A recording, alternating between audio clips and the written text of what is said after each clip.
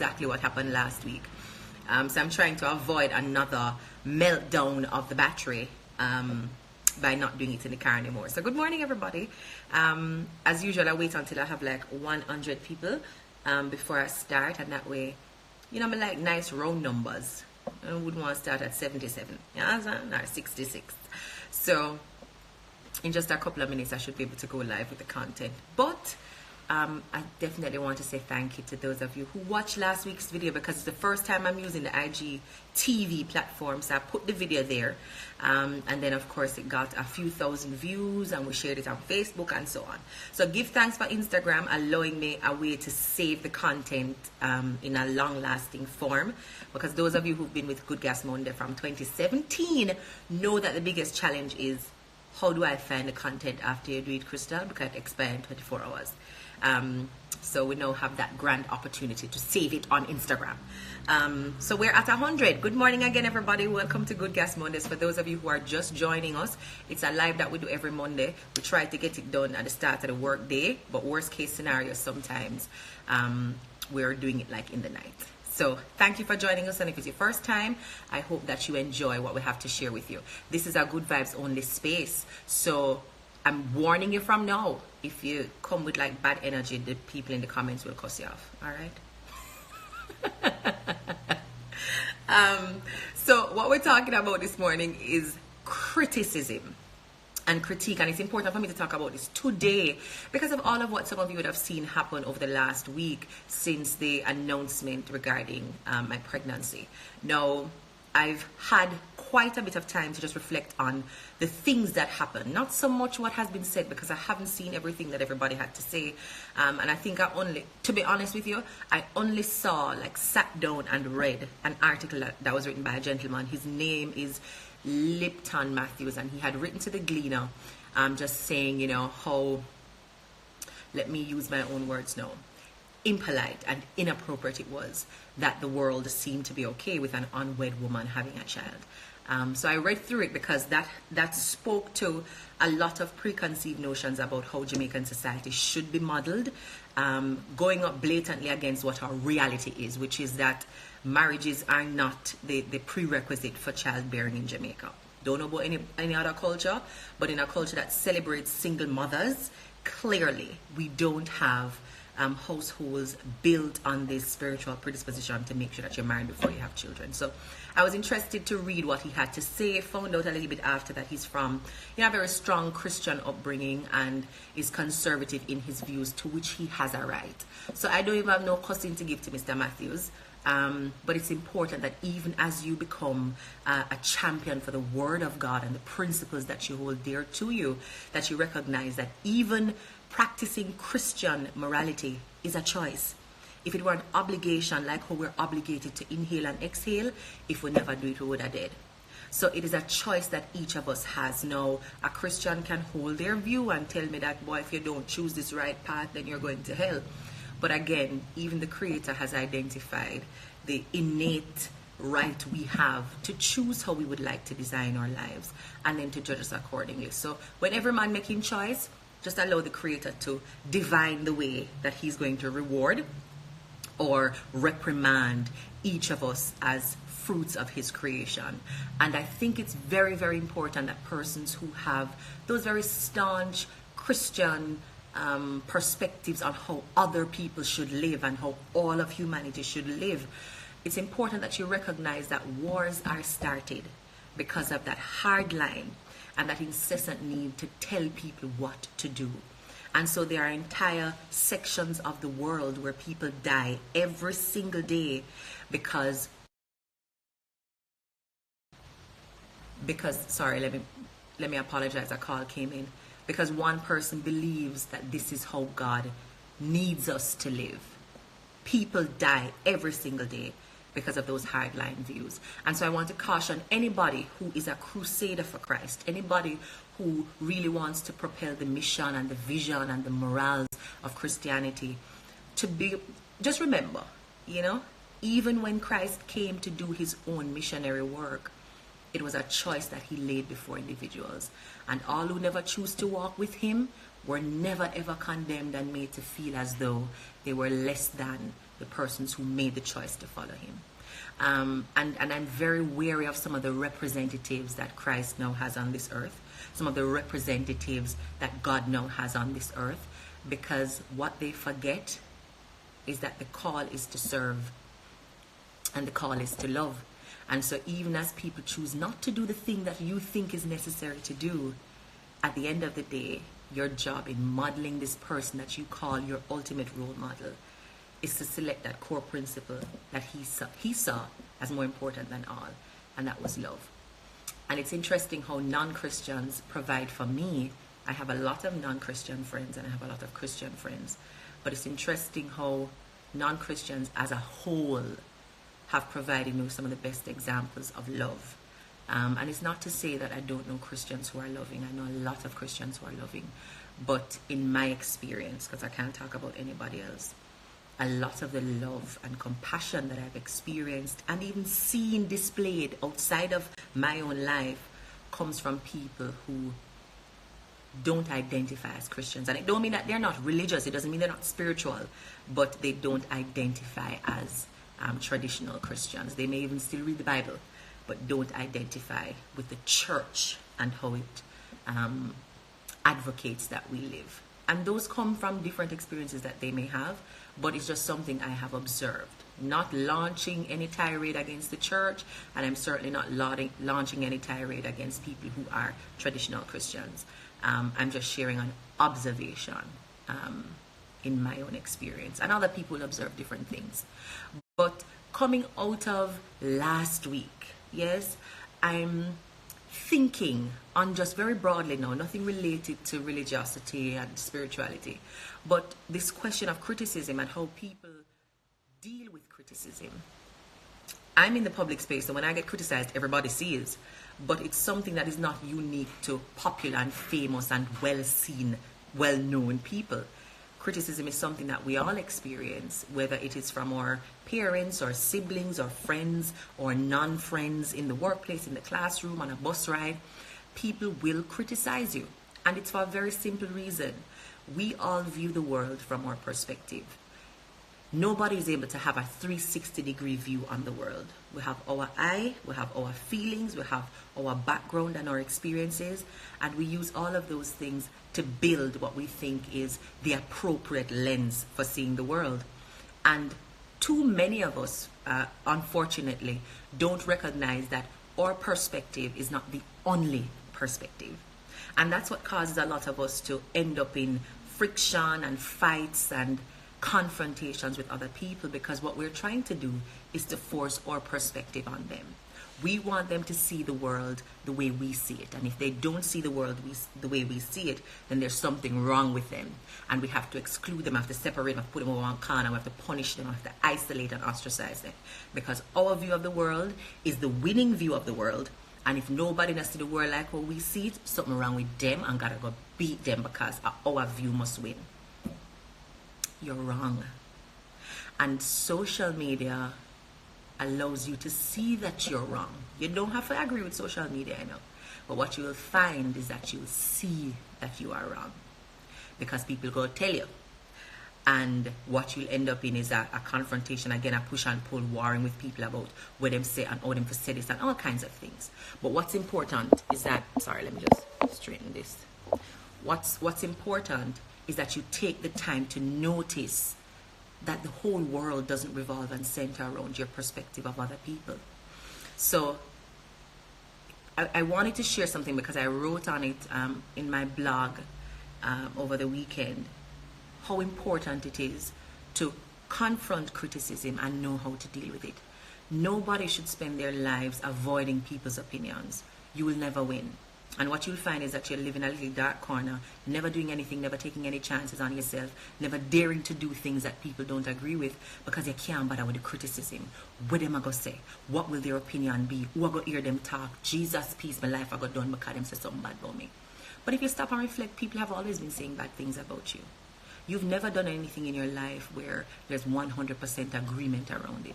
There was somebody, a colleague of mine, who messaged me to say that she's doing some work related to advocacy and health, and her family members are telling her that she shouldn't do it. Mind you, she's not doing anything that is untoward or immoral or disrespectful. She's just sharing her story related to a health issue. And there's somebody very close to her telling her that she not for do it and what she do it for. Yeah? So I found it very interesting that even when you're doing something good and something that benefits the whole world, people will be there to observe and tell you, say you must do it at the wrong thing you do. I used the example in a video last week, Friday, that even the man who was sent to feed all of us and to give us what all of our souls needed, them still string him up on a cross, like nail two board together and make him bleed out to death in the sun out with junk and fly and everything.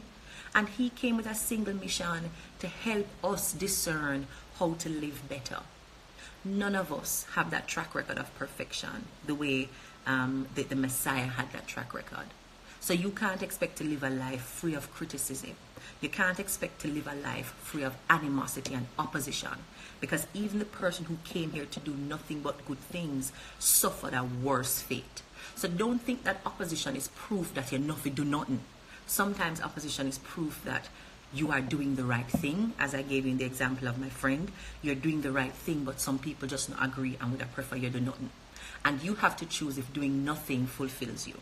You have to choose if people's opinion will be the coach. You know, people have a coach when them up on the field and them at work. Our basketballer have a coach on the sidelines that tell them pass the ball, run the so defense, offense. Who will be your coach? Is it the people who are telling you to stop, don't do anything? Or your own inner voice? Because sometimes you're not nobody on the sideline that cheer for you. Is it going to be your own inner voice, that sound inside the spirit that tells you that you have something to do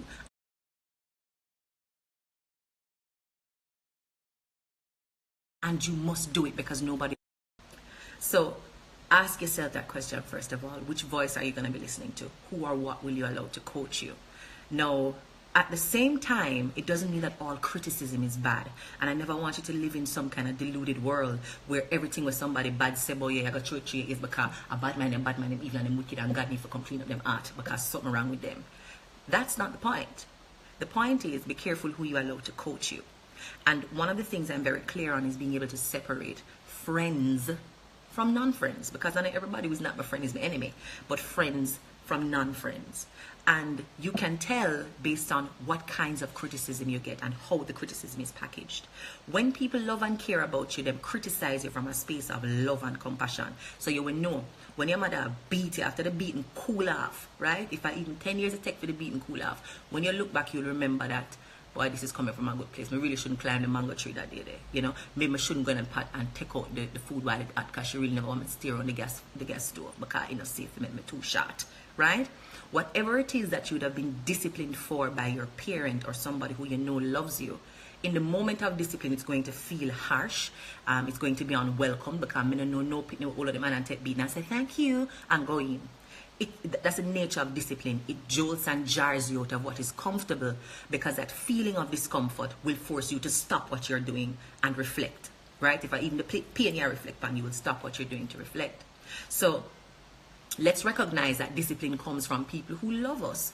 It's not people who don't love you discipline you, right? But what you have to be careful of is taking direction and discipline from people who do not love you.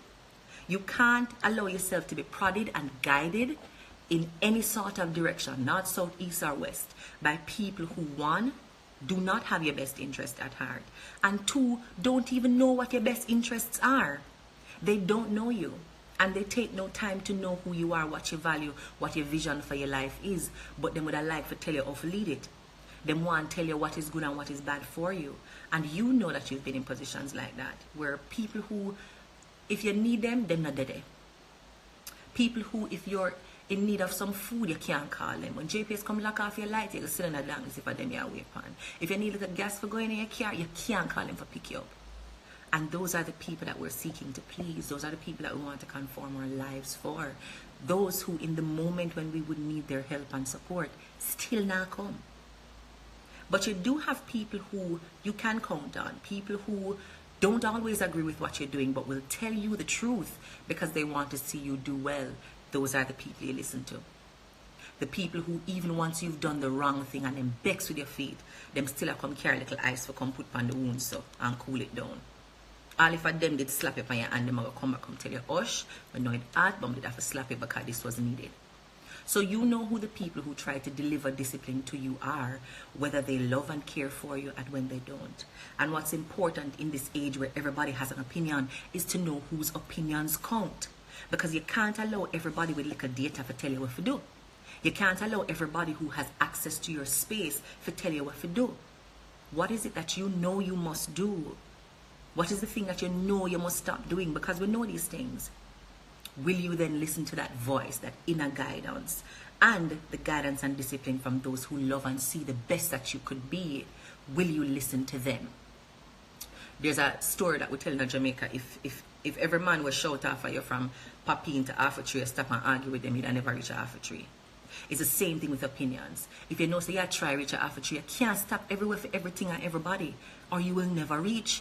One man I got tell you, say, you must turn left and go down all up, the next man I got send you upon this here drive and this here avenue, and you will never reach. Or it will take you longer because you've wasted a lot of time spinning around because you follow other people's compass. It will take you a much longer time to get to your destination. So don't allow every man and every bus stop to tell you, say, you go the wrong way. You know what half a tree there, right? Maybe I ride a bicycle that can take you along. Maybe on taxi in you squeeze up your uncomfortable. Maybe you want to carry on an AC and it's uncomfortable too, right? But you know what half a tree there. Don't allow everybody who have an idea or a sense of where you should be going to tell you, say, don't go half a tree. You know exactly why you're going down there. You know why it's important for you to go down there. Keep on your journey and do what you must do to get to that goal. Now, if you're challenged, right? Because remember saying every time when somebody opposes you, it will come up on your feed or under one comment under a photo. But if you're challenged by an overwhelm of people's opinions, there's some things that you can do to help keep your peace. And that's what's more important to me than anything else. I advise especially young women not to get caught up in this desire to be liked and loved by people. Because you'll never please everybody, and people's likes and tastes change every day. Today, Beyonce are the queen, and tomorrow you hear say a Cardi B, and the staunchest Beyonce fan a cuss you now because you say you like Beyonce more than Cardi B. So you have to be very careful how you seek to please people and get them to like and love you, because their taste will change. Who was a Destiny's Child fan? No, they don't like the Michelle, no way. Them only wants the Beyonce.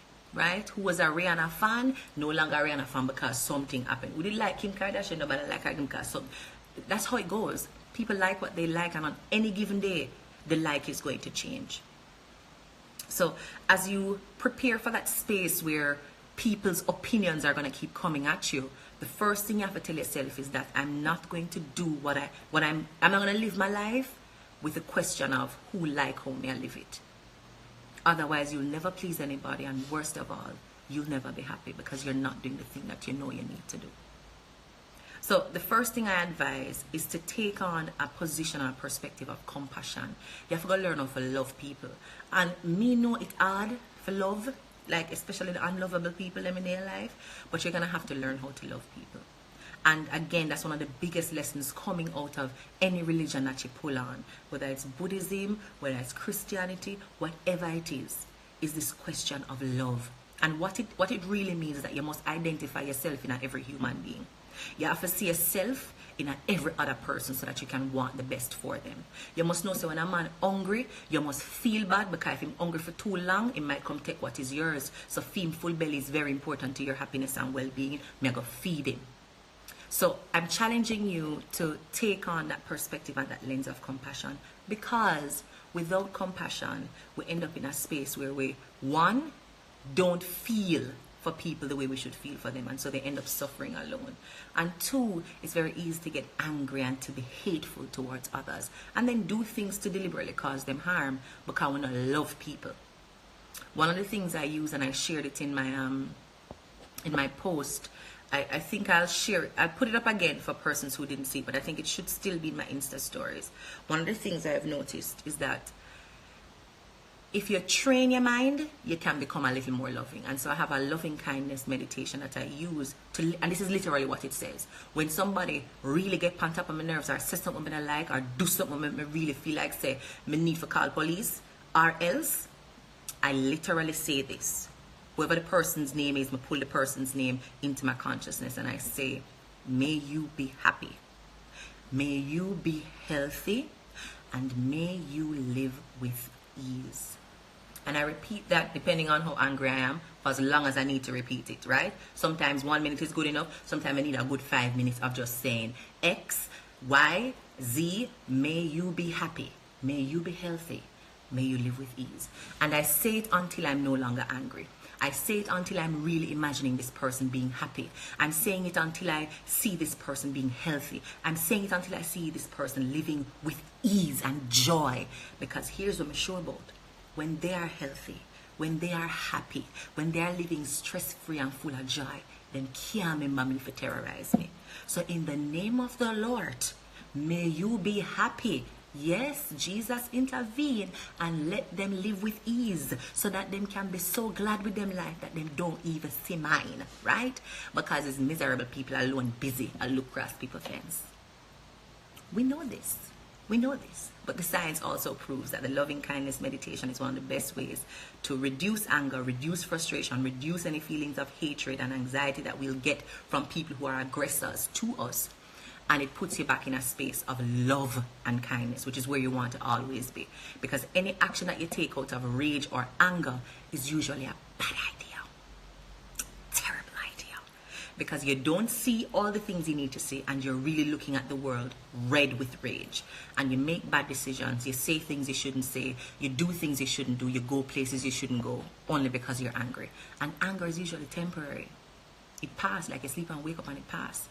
So my loving kindness meditation is one of the things I share to keep my peace and to keep my head in the place that it needs to be in. So I'm going to walk around and hate people because I hate hard, right? Don't like people is difficult to execute. When I was a teenager, my mother said it to me and I've never forgotten it. It takes more effort to don't like somebody than it takes to like them. Because when you don't like them, you have to remember say you don't like them. So that's when you see them now, you can remember to skin up your face and remember say you don't want to walk past them. So when them depart the left, you run across the road to the right because you're not going to walk on the same side of the road with them. To not like somebody takes a whole heap of effort. You have to commit memory. You have to remember say to skin up your face. And you have to remember say to roll your eye. And you have to remember say you must chat them and kiss your teeth and avoid them. It takes a lot of effort on your part for don't like somebody. And so why give yourself all that work? Why not love them? Yeah? Why not love them? It takes away a lot of stress from your space. The second thing I advise is kindness. Now here's how unkindness works. I want you to imagine being on the playground on a seesaw, right? Seesaw not gone away. You just go up, down, up, down. You're not go forward, you're not go backward, you're not move. You go up, down. Being engaged in unkind exchanges with people is like a seesaw. Them say something, you say something else. Them say something, you say something worse. Them say something bad, you say something worse. And I like, who can say the worst thing? I want to just up and down on the seesaw. Now I'm going to up and down on the seesaw. You know what I do? I'm going to come off of the seesaw. So you're going to stay up in the air and figure out how you're going to come back down because it's not me and you. If ever I get caught in an exchange like that, I have to realize the Krystal I'm on seesaw you're depend. When they not go nowhere, and so you say something, and so them are going to just bounce and say something else. And so I just do this and come off and go about business. And left them up in the air so. Now when I catch myself before I even engage on the seesaw, I win 2 times over because I don't spend wasted time going up and down at all. I never have to come off because I'm not going with you in the first place. Kindness is what allows me to do that. I want to be kind to myself because I can't waste the time doing this with you. But I'm also being kind to you because you don't need to waste your time doing that with me. So not only do I save myself time, I save you time. And for me, that's an exercise in kindness because both of us win from not doing that thing that is unproductive. And then what I think a lot of us have the greatest difficulty doing, and I had shared a live and I did a podcast on this as well, is forgiveness. You know why it's so difficult for us to accept criticism from people? Because what they're saying to us is no. They've looked at something that we've done, and in criticizing us, really what they're saying to us is no. No to that promotion the way you just get. Man, I feel it. Like, why you want to stay at the office there? No.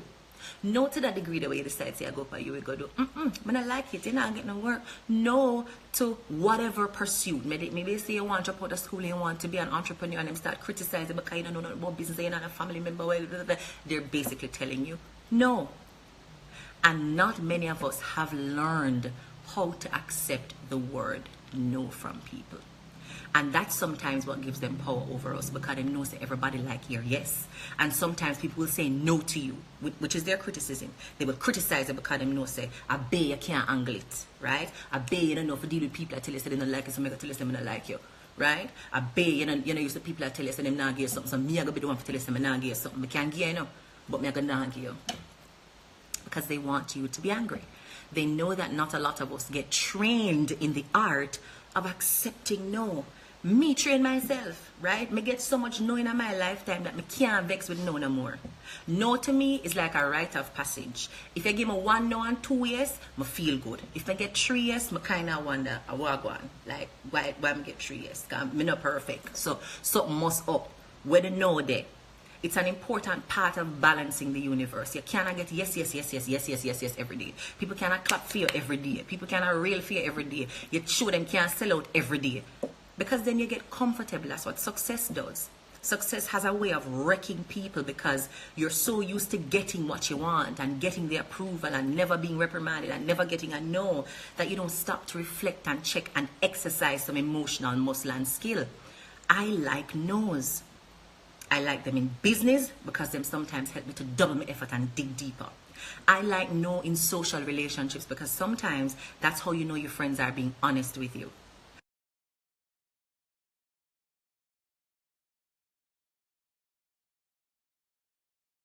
So you cannot tell me yes like me and your friend and you say every corner, every side. You must have one opinion. You must have something to say. Why may I look on it that way? What is your perspective? So I make sure that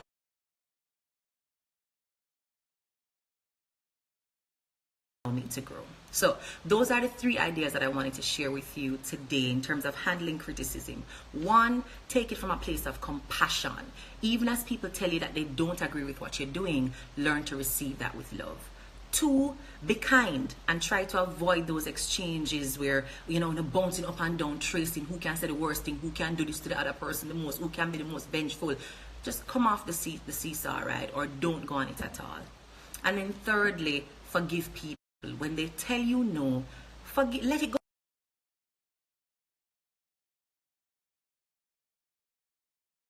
Perpetual.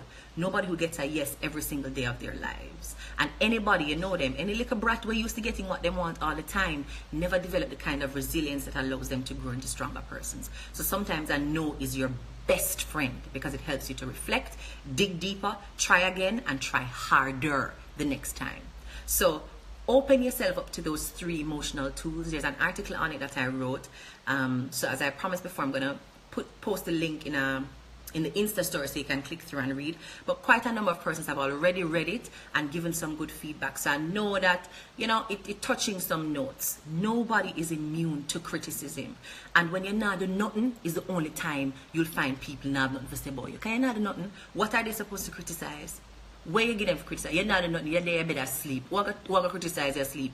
Right? But go to work, go to a room, dig a hole and say you're going to plant a tree.